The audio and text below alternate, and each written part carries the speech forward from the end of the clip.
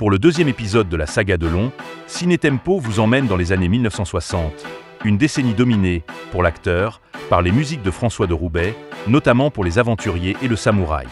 Pour le deuxième épisode de la saga Delon, Ciné Tempo vous emmène dans les années 1960, une décennie dominée, pour l'acteur, par les musiques de François de Roubaix, notamment pour Les Aventuriers et Le Samouraï.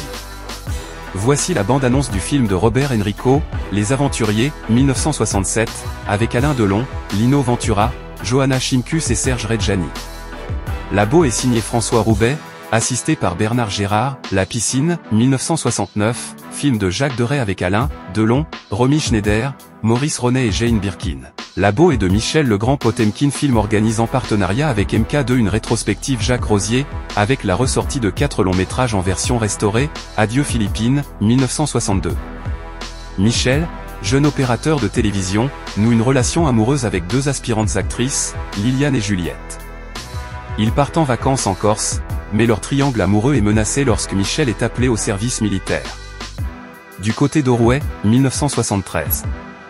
3 jeunes femmes parisiennes cherchent à fuir leurs soucis alors qu'elles embarquent pour une escapade estivale en bord de mer. Une agréable petite maison, une vaste plage désertée, au milieu de tout cela, Joël, Karine et Caroline, pleines d'enthousiasme et de vitalité. Chaque jour apporte son partage de joie simple et de rires malicieux, ainsi que de surprises délicieuses et sans prétention. Les naufragés de l'île de la Tortue, 1974.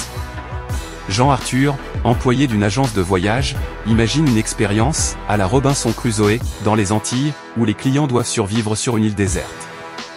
Il entreprend un voyage vers l'île pour préparer l'arrivée des touristes.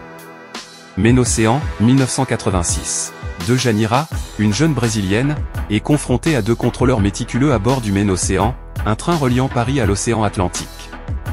Cette situation compliquée prend une tournure inattendue lorsque Mimi,